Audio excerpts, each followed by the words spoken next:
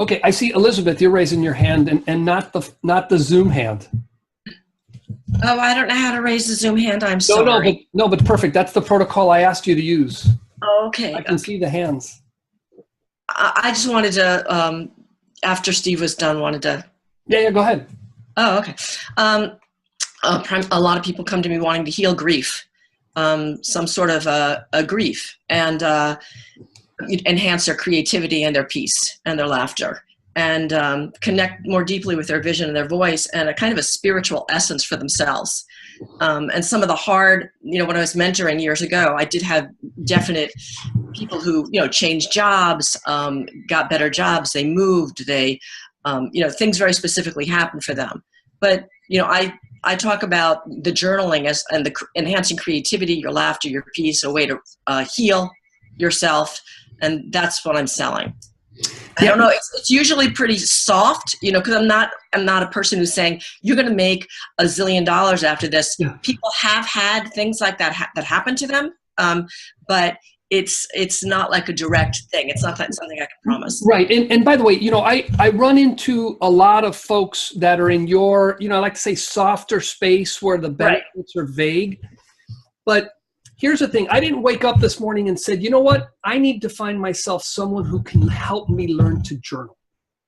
Because if I journal today, journaling is a feature that gets me to some end, right? Right. Part of my thing is that somebody said to me a couple of years ago, the people who are looking for you don't know they're looking for you. That's the problem we're trying to really address, because think of it this way, and that's where niching comes into play, because if I come up and I start selling serenity, people aren't buying serenity, right. but they might be buying, how to not go nuts when I'm caring for my, Alzheimer's mother.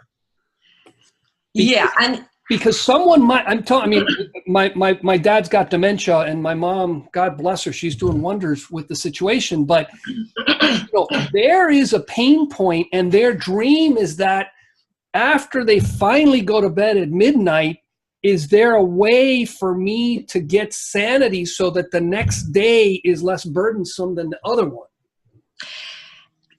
It's a great audience, and I also thought about it for 4 months. I'm just picking one because I know you're. Because I don't want to work with that audience particularly anymore. But it's a great audience. But I hear you. Yeah. My point is the difficulty that, and by the way, it's a really good example because you pick something that most people kind of roll their eyes and it's like, please, but.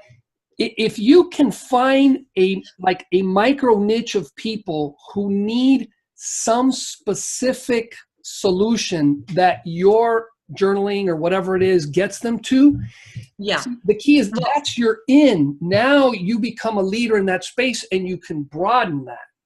I would really like to work with the women who are leaders in their field to help them de-stress and to, it's stress reduction.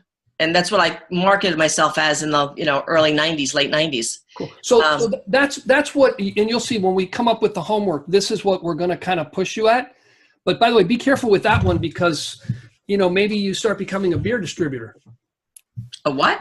A beer distributor. If I want to de-stress after work. It's great, fine with me. Or red wine in George's case. But it's interesting for us to think about all the absurd competitors that we have. Because if I can tap into why is it that I'm dying to have a drink today? What is the motivator? It sounds a little funky, but you're kind of competing with, let me stop at the bar on the way home tonight. Yeah. So those are the kind of things we want to consider in our marketing.